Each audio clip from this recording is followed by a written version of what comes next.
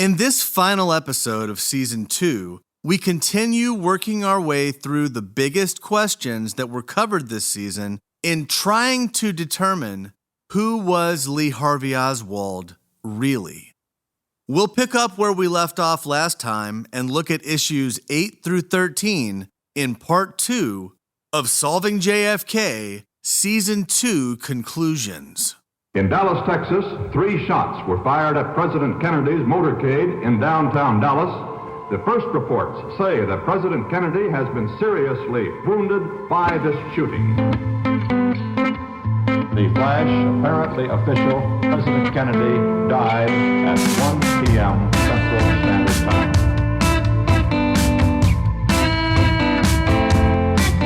I don't know what this is all about. Dallas police this morning resumed questioning the man they have formally charged with the assassination of President Kennedy. I'm just a patsy. The man is Lee Oswald. Was Oswald acting alone, or was he a member of a conspiracy? Commission answers, he acted alone. I'm working on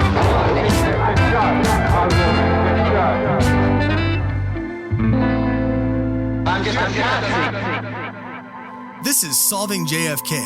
I'm your host, Matt Crumpton. Issue number 8. Did Oswald travel to Mexico City? I genuinely don't know if Lee Harvey Oswald ever went to Mexico City. There are 5 witnesses who claim to have seen Oswald in Texas at the same time when he was supposed to be in Mexico, according to the Warren Commission's timeline. Lee Dannelly from Selective Service says that she saw Oswald in Austin on Wednesday, September 25th, when he was supposed to be en route from New Orleans to Houston. Oswald was also seen at the Texas Employment Commission in Dallas by Henry McCluskey. This happened either on Wednesday the 25th or Thursday the 26th. Oswald's future landlord Gladys Johnson also said that she saw him around this time, but her statement is not precise. She says that she saw Oswald 3 weeks before he moved in, which would literally be Monday the 23rd. That date is unlikely because Oswald cashed his check at Winn-Dixie in New Orleans on the 25th. Still, if Johnson was ballparking and meant about 3 weeks instead of exactly 3 weeks, then her sighting of Oswald would have to be after he was no longer documented being in New Orleans. Finally, there's the story of single mother of 4 and Cuban exile Sylvia Odio, who says that 3 men came to visit her to try to get her to raise money for their Cuban exile group, JOR. 2 of them were Cuban or Mexican, and 1 of them was an American who was identified as Leon Oswald. Both Sylvia and her sister Annie identified this man as Lee Harvey Oswald after they saw him on television as the accused assassin of President Kennedy. Odio was sure that the date of this visit was either Thursday the 26th or Friday the 27th, and she knew that because it was right before she moved into a new apartment the following Monday. Odio's story is also corroborated by her psychiatrist and by a letter that she sent to her dad in a Cuban prison. So there's a decent amount of evidence supporting the idea that Oswald was in Texas when he was supposed to be in Mexico City. The problem is that there's also fairly strong evidence that Oswald was in Mexico City, including the bus ticket that he bought from E.P. Hammett and Continental Trailways in Houston, the FM8 tourist card that shows him entering Mexico, the positive identifications of Oswald being on a bus by Merrill and Dr. John McFarland, and by Australians Pamela Mumford and Patricia Winston, and records and recollections of a man named Lee Oswald staying at the Hotel del Comercio in Mexico City. John Bowen, who sat next to the man the Australians described as Oswald, said the man was not Oswald because that man, unlike Oswald, had blonde hair, a dark complexion, and appeared to be of Mexican or Puerto Rican descent. and Oswald's name was not on the list of people who were on the bus when it crossed the border at Nuevo Laredo. I spoke with two experts on the podcast, John Newman and Larry Hancock, who are both Warren Report critics, and both of them are certain that Oswald did travel to Mexico City. They both also say that Oswald was impersonated while he was there. But given the details of the Oswald sightings in Texas around the same time, especially the Sylvia Odio story, I can't be sure that Oswald ever did go to Mexico City. Issue number 9. What did Lyndon Johnson mean when he told Earl Warren about a little incident in Mexico City? Johnson meant that Oswald had visited the Soviet consulate, which implied that he may have been working with the Soviets. As we will see, President Johnson used Mexico City to apply pressure to Richard Russell and Earl Warren to be on his commission, but Johnson only told them part of the story. The CIA had audio surveillance of both the Cuban and Soviet consulates. It's a disputed issue whether or not Oswald was recorded when he was at the Soviet consulate. On the day after the assassination, FBI Director J. Edgar Hoover called President Johnson. That call was recorded, however, it was later intentionally erased. 14 minutes of the call were never transcribed, but some of the call was. In the transcript of the call that does exist, Johnson asks Hoover about Oswald's visit to the Soviet embassy in Mexico City. Hoover responds that the incident is confusing because, quote, "We have up here the tape and the photograph of the man who was at the Soviet embassy using Oswald's name. That picture and the tape do not correspond to this man's voice nor to his appearance. In other words, it appears that there is a second person who was at the Soviet embassy down there." Hoover claimed that FBI agents in Dallas who met with Oswald and heard his voice could not corroborate that it was the same person on the tape. He was sure about this because he followed up with a 5-page report to President Johnson and a report to Secret Service Chief James Rowley. The CIA's position is that J. Edgar Hoover was mistaken, and this audio recording of Oswald was never actually in Dallas, which meant that what the FBI agents there reported to Hoover was impossible. The problem with this is that multiple other people are on the record saying that the Oswald audio did exist after the assassination, including the CIA station chief in Mexico City, Winston Scott, and 2 Warren Commission investigators, William Slauson and David Coleman. Further, months later, in January of 1964, Hoover was still saying that Oswald's trip to Mexico City was, quote, "a false story," and accusing the CIA of, quote, "double dealing." Let's get back to how President Johnson used the information Hoover told him to convince Earl Warren and Richard Russell to serve on his commission. Remember, Hoover told Johnson 2 things. 1, Oswald had visited the Soviet embassy, and 2, it wasn't really Oswald, it was an imposter. When Johnson talks to Senator Russell and Chief Justice Warren, he only tells them the first part and leaves out the headline, which is that the FBI director doesn't believe that it really was Oswald. Instead, Johnson uses the possibility that the Soviets could have been working with Oswald to convince Russell and Warren that they need to serve on the commission so that they can make sure they don't reach the conclusion that there was a conspiracy between the Soviet Union and Oswald. This is important because it emphasizes the need to find that Oswald was the lone assassin. Otherwise, pursuing conspiracy leads could trace back to the Soviets and result in nuclear war. Here's President Johnson telling Senator Russell about his conversation with Chief Justice Warren. Well, you want me to tell you the truth? You know what happened? Do you know what happened? Bobby and them went up to see him today, and he turned them down cold and said no. Yeah? 2 hours later, I called him and ordered him down here, and he didn't want to come. I insisted he come. He came down here, and he told me no twice. And I just pulled out what Hoover told me about the little incident in Mexico City, and I said, now, I don't want Mr. Khrushchev to be told tomorrow and be testifying before camera that he killed this fella and that Castro killed him. And all I want you to do is look at the facts and bring any other facts you want in here and determine who killed the president. And I think you'd put on your uniform, World War I, fat as you are, and do anything you could to save one American life. And I'm surprised that you, the Chief Justice of the United States, would turn me down. And he started crying. He said, well, I won't turn you down. I'll just do whatever you say.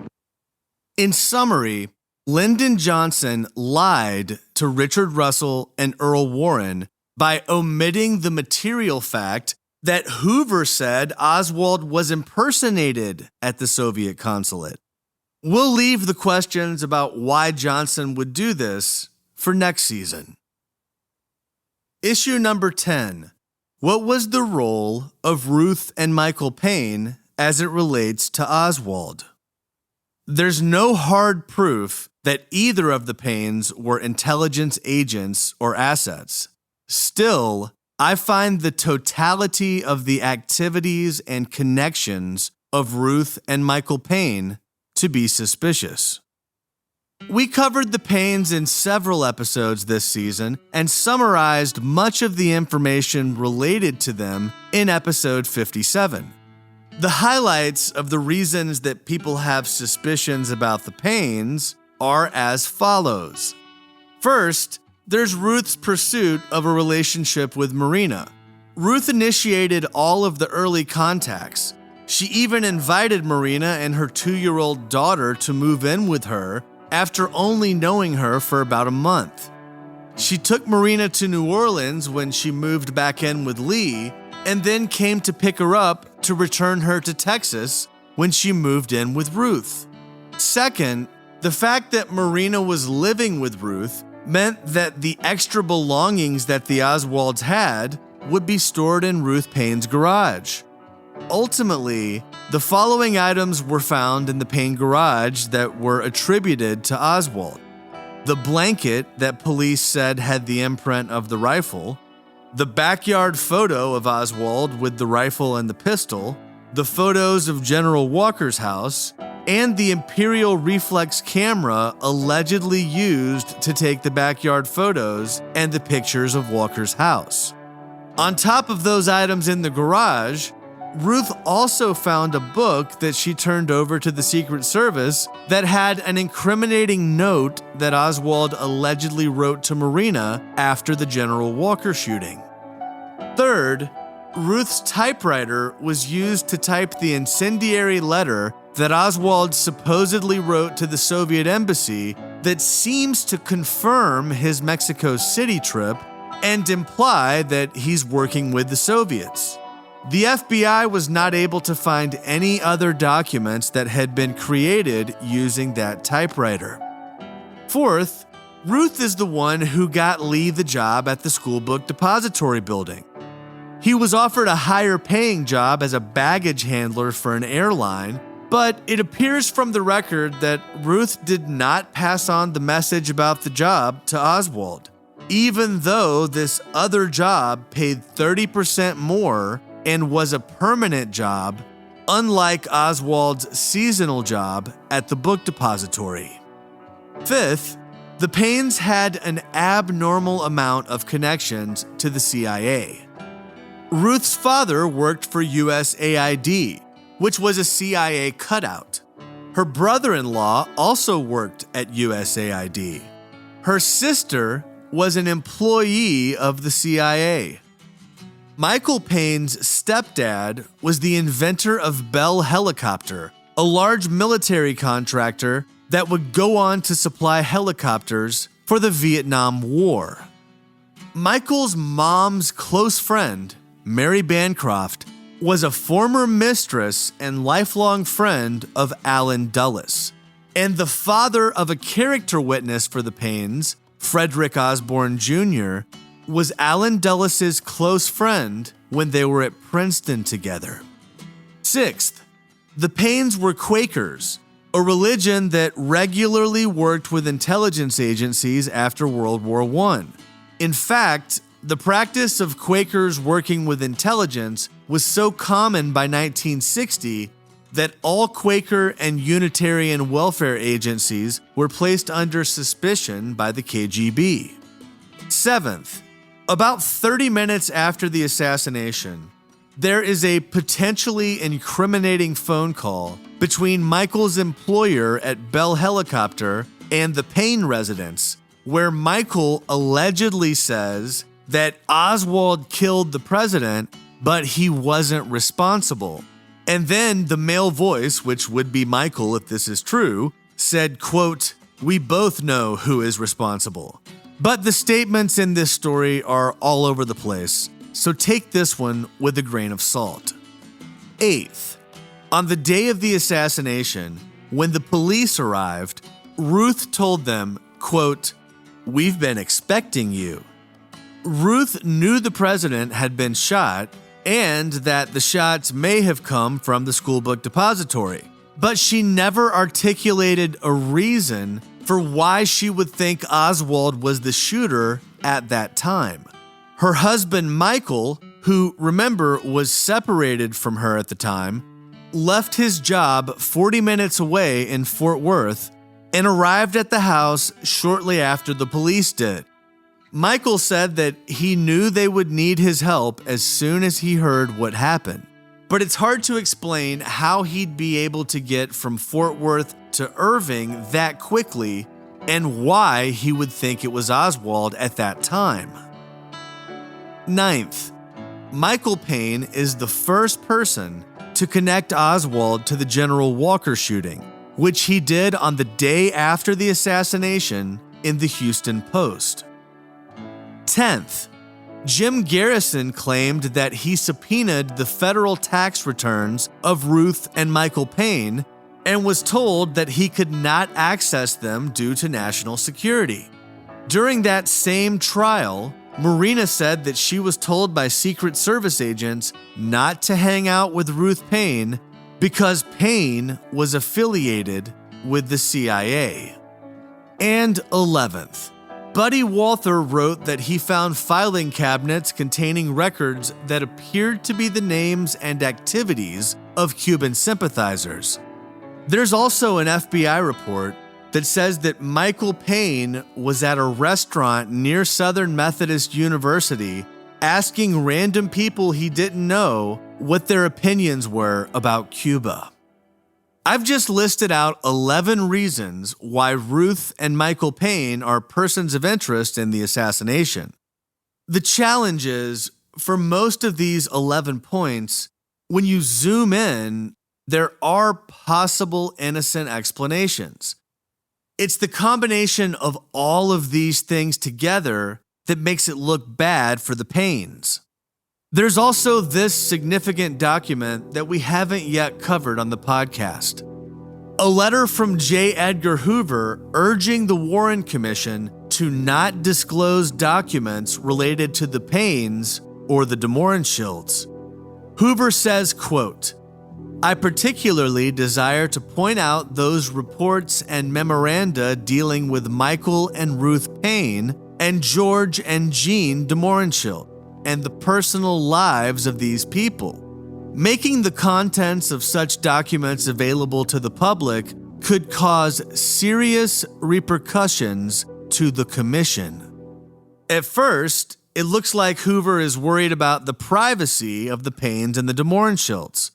But then he talks about serious repercussions to the Commission if those documents are made public. And that doesn't sound like it has anything to do with their privacy. The only reasonable way to interpret this is that there is something that would undermine the Warren report as related to the Paines and the de Mohrenschildts if all of the information was made available to the public. In summary, Aside from the document I just mentioned from J. Edgar Hoover, there's no clear smoking gun when it comes to the Paines' involvement. But I can't rule out that they played some sort of role in setting up Oswald as a patsy.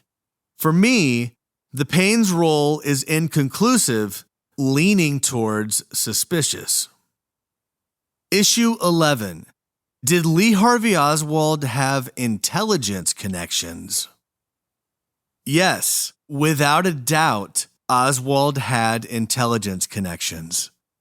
When we looked at whether Oswald was a false defector, we covered the story of how legendary CIA officer Pete Bagley said that the documents established that Oswald was a witting false defector who was sent to the Soviet Union as part of a false mole hunt led by Bruce Soley, who, it turned out, was himself the mole. We also previously mentioned the anomalies with the opening of Oswald's 201 file, which was opened in the division that spied on spies. We discussed the routing of documents to Oswald's 201 file to the Office of Security instead of the Soviet Russia division. But on top of the issues with the opening of the 201 file and the routing of documents to it, before Oswald went to Mexico City, his CIA file was bifurcated into one file that was available within CIA, which was last updated in 1961, and another file that was only available to the Cuban affairs staff, so that if a routine check was done on Oswald, that file wouldn't show up. In 1994, John Newman and then Washington Post reporter Jefferson Morley went to go ask some questions about these files to former CIA official Jane Roman. Roman was one of very few people who had personal knowledge about the bifurcation of Oswald's CIA file. Newman asked Roman how she could sign off on telling the Mexico City liaison that the file he was sending to Mexico City Station had the most current information about Oswald when she knew the file was bifurcated and part of it wasn't being sent. Roman admitted that when she signed off on the file, she was, quote, signing off on something I know isn't true. When Newman followed up about why she would lie and what that meant for the file, Roman said there was, quote, a keen interest in Oswald held very closely on the need-to-know basis. In episode 33, we covered what Oswald's fellow Marine, David Bucknell, said that Oswald shared with him. He said Oswald told him that he had been asked to participate in an operation to provide false information to a Japanese woman who Oswald regularly saw at a bar near the Atsugi base, the Queen Bee. Bucknell also said that in 1959, he and Oswald were both ordered to participate in an intelligence operation that was related to Cuba. Later, Oswald told Bucknell that he would be going to the Soviet Union on assignment and would return in 1961. Bucknell's statements were supported by a fellow Marine who was serving at the Santa Ana base in 1959, James Batelho, who would go on to become a judge in California. We should also recall that Oswald applied to the tiny and unknown Albert Schweitzer College in Switzerland while he was in the Marines in Santa Ana.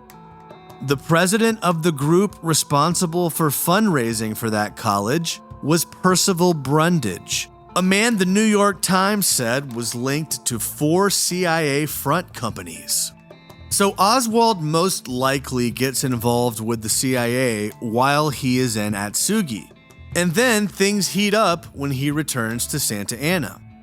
This is consistent with Oswald ramping up his interest in all things Soviet and still not getting in trouble with his leaders at the base in Santa Ana.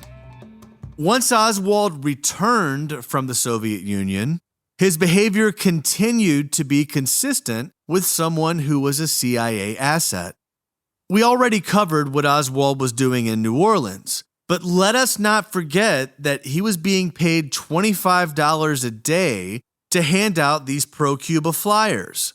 Also, when Oswald is eventually arrested for disturbing the peace, he asks for an FBI agent to come visit him in jail, and William Walter, whom the HSCA did not believe, confirmed that Oswald was an FBI informant. Further, in episode 49, we listed all of the people who were surrounding Oswald at the time the photos and film were taken of him handing out Fair Play for Cuba literature. At least 7 people associated with Oswald's scuffle with Carlos Bringuier and the subsequent press that Oswald generated from it were either FBI informants or CIA assets. William Kent was the chief of psychological warfare at the JM Wave CIA station in Miami until August of 1963. When HSCA investigator Gayton Fonzie interviewed Kent's daughter, she told him that her dad said that Oswald had been a useful idiot. When she asked her dad who killed JFK, he told her, quote, "It's better that you don't know." There's also the strong possibility that Oswald had a Minox spy camera in his possession when the police inventoried his belongings from the Paine residence. A Minox camera was about the size of a pack of cigarettes and was very expensive. It was used by both sides as a spy camera during World War II. This is supported by a page from the Dallas Police logbook that shows that they turned the Minox camera over to the FBI as item number 375, along with 2 rolls of undeveloped Minox film marked as item 377. The FBI then prepared its own inventory list, and the Minox camera was replaced by a Minox light meter. The problem with this, aside from it being different than what the police wrote on their initial report, is that it doesn't make any sense for Oswald to have 2 rolls of undeveloped Minox film and a Minox light meter if he didn't have an actual camera. Dallas police officer Gus Rose told the House Select Committee on Assassinations that he was sure that it was a Minox camera and not a light meter that he found. Rose told the HSCA that he opened the camera up and it had a roll of film inside of it. He says that he even initialed the camera. Dallas District Attorney Bill Alexander also confirmed that it was a Minox camera and not a light meter. The matter of whether this was a Minox spy camera or whether it was a light meter remains intensely disputed. The arguments for why it's a light meter are that there is a light meter currently in evidence today, and everyone who said it was a camera is wrong. But there is a 1978 Dallas Morning News article by Earl Goles that published a photo taken by the Minox camera, which was one of 25 images developed. This seems to settle the issue that Oswald at least had a Minox camera at some point. Oswald's apparent ownership of this spy camera is one more data point indicating that he was likely an intelligence asset. Finally, as discussed in episode 25 of season 1, there's the phone call that Oswald tried to make to John Hurt when he was in jail. According to switchboard operator Alveda Treon, when Oswald was in jail, he tried to place a call to a man in North Carolina. But when he did, there were 2 men in suits in the switchboard room who demanded to listen in on the call. Alveda Treon says that her coworker, Louise Sweeney, unplugged and disconnected Oswald's attempted call to North Carolina. But Sweeney wrote down the numbers that Oswald had asked to connect to. Sweeney then threw away the paper with those numbers, which Treon later took out of the trash to keep as a souvenir. This slip of paper says, quote, John Hurt in Raleigh, North Carolina, 419-834-7430 or 833-1253. We know that the first number was for a John David Hurt. The second was for John William Hurt. While there's nothing particularly notable about John William Hurt, Warren Report critics point out that John David Hurt served as a U.S. Army counterintelligence special agent during World War II. HSCA lawyer Sorrell Brady, who was in charge of investigating the Raleigh call, said the fact that Hurt had been in the counterintelligence service was, quote, provocative. Victor Marchetti, former special assistant to the deputy director of the CIA, says that Oswald was following the standard intelligence practice of contacting a cutout, a clean intermediary with no direct involvement in the operation, when Oswald contacted John Hurt. But when you zoom into the details, you'll find that John David Hurt was a disabled alcoholic veteran at the time of Oswald's attempted phone call. So it's not a slam dunk that Oswald was calling him as his intelligence contact. Still, no one has ever offered a plausible explanation for why Oswald would be calling the name John Hurt, aside from a last-ditch effort to reach his handler through a cutout. Senator Richard Schweiker, who served on the Church Committee, said, quote, we do know Oswald had intelligence connections. Everywhere you look with him, there are fingerprints of intelligence. I agree with Senator Schweiker. Despite the CIA's denial of any relationship with Oswald, all of the material that we've covered makes it absolutely clear that Lee Harvey Oswald was an intelligence asset. Issue 12. Was Oswald impersonated? Yes, Lee Harvey Oswald was impersonated on at least 27 documented occasions. Some of these Oswald sightings are more credible than others. When we talk about an Oswald impersonation, that doesn't mean a mere sighting of someone who looked like Oswald. It means that the person looked like Oswald combined with a few other facts that make it clear that this person is trying to assume Oswald's identity. For Warren Report defenders, they already know that Oswald acted alone, so this entire conversation about impersonations is just nonsense that is not for serious people.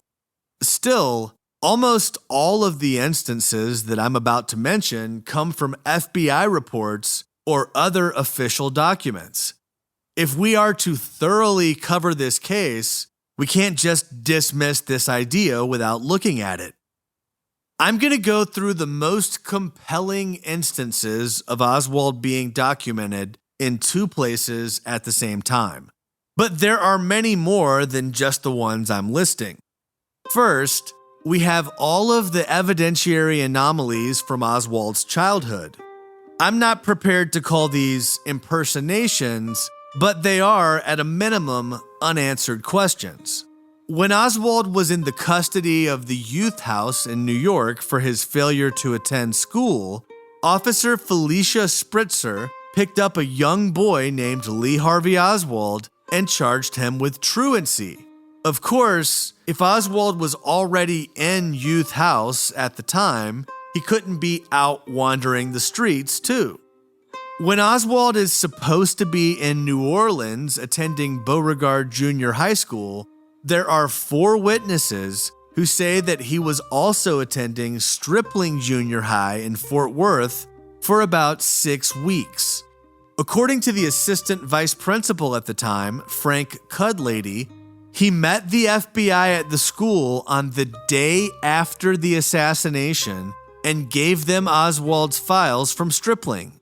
Cudlady is supported by Franzettis Schubert, Doug Gann, and Bobby Pitts, all of whom claim that Oswald briefly attended Stripling in the fall of 1954, at a time when Oswald had 0 absences noted on his report card from Beauregard Junior High in New Orleans.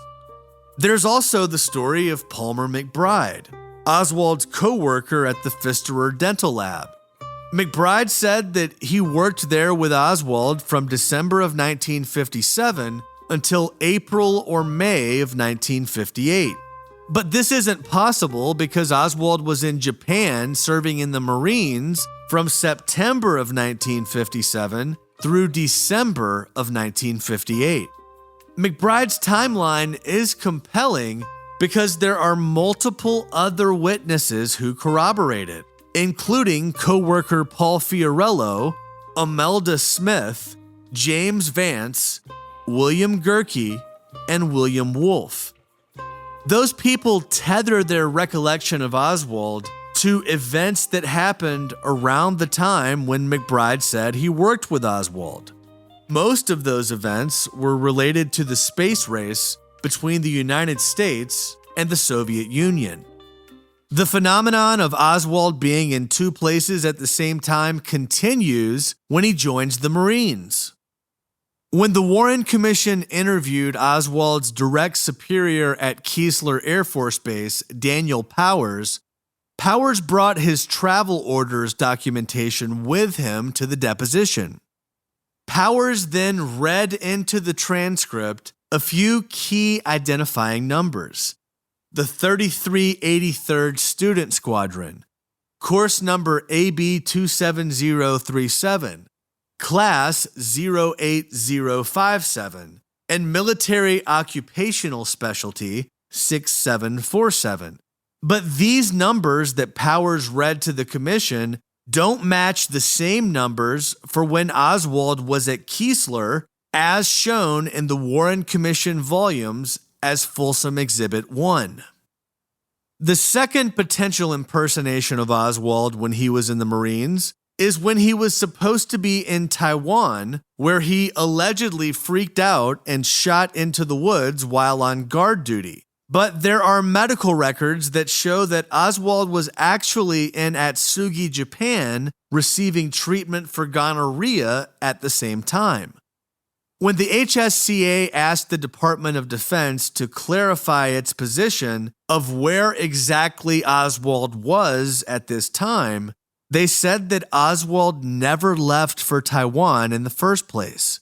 This leaves us to wonder, who was the guy everyone said was freaking out and shooting into the woods? After the Marines, when Oswald was in the Soviet Union, J. Edgar Hoover wrote a memo on June 3, 1960, saying, quote, "There is a possibility that an imposter is using Oswald's birth certificate. To further support that possibility, Army Intelligence Colonel Philip Corso told Warren Commissioner Richard Russell that there were 2 passports issued to Oswald, and they had been used by 2 different people." In January of 1961, while Oswald was in Minsk, a man who said his name was Lee Oswald bought 10 trucks at Bolton Ford in New Orleans on behalf of the Friends of Democratic Cuba. That was an organization formed by Guy Bannister and one of Oswald's old bosses, Gerard Tujag. This Oswald imposter said his name was Lee Oswald, and he wrote the name Oswald on the written bid form. In episode 59, we covered 19 instances of Oswald being impersonated in depth. And that doesn't include any of the 12 instances when Oswald was seen with Jack Ruby, because those sightings are not sufficiently corroborated by additional facts other than the man just looking like Oswald. There's also the whole Mexico City saga, where Oswald was clearly impersonated. Finally, shortly after the assassination, at a time when we know Oswald was on a bus leaving Dealey Plaza, There are 5 witnesses who saw a man run out of the back of the school book depository building and down the hill in Dealey Plaza to get into a light green Nash Rambler. Marvin Robinson and Roy Cooper saw this man, but Helen Forrest, James Pennington, and Roger Craig also saw the man and identified him as Lee Harvey Oswald. When we add these 19 documented instances of impersonations in the fall of 1963 to the 8 ones that I just mentioned, that's a total of 27 instances of Oswald being impersonated. Only 1 or 2 of these impersonations needs to be credible for the official lone gunman story to be seriously undermined. I'd like to quickly address the Harvey and Lee theory from author John Armstrong. Armstrong believes that there were 2 Oswalds from a pretty young age. His theory is that the one we know from history was a Hungarian orphan who was a native Russian speaker. This orphan was paired with a caretaker, the version of Oswald's mom, Marguerite, that we know from history. The idea was that there would be 2 Lee Harvey Oswalds so that one of them could be doing Cold War spy shenanigans while the other provided an alibi. As I've said many times on this podcast, John Armstrong is a top-notch researcher. He puts forth a few cases that I've noted in this section that show that Oswald may have been impersonated from a young age, or that there were at least anomalies in Oswald's record which have not been explained. I've got to say, when Armstrong zooms in on the competing Marguerite Oswald's theory, I agree that there are photos of Marguerite Oswald that don't seem to match up, as well as issues with her employment record. I have ruled out a few specific claims from Armstrong, like the North Dakota story and the Beauregard report card story, but there are many others that I just can't rule out. I'm not endorsing the Harvey and Lee theory. I think it's possible that there were multiple people impersonating Oswald on different occasions. Still, Armstrong has so much voluminous evidence that he's compiled that I leave the door open to the idea that there could be just one person who resembled Oswald who was doing a lot of the impersonating. By no means am I sure about this, or am I relying on it. I'm just saying I can't rule it out. What I can say with absolute certainty is that Lee Harvey Oswald was impersonated on dozens of occasions. Issue 13. What was Oswald up to? What was his ultimate purpose? This is the big question.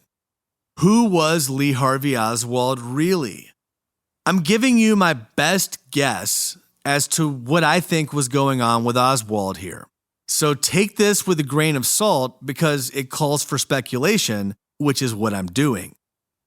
The short answer is that he was a ne'er-do-well, fatherless high school dropout who moved around to new schools all the time and didn't have many friends.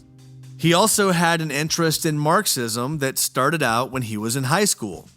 Oswald joined the Marines and likely was recruited to work with the CIA starting in Atsugi, Japan, just like Oswald told David Bucknell. Oswald and Bucknell were both recruited by the CIA in Santa Ana.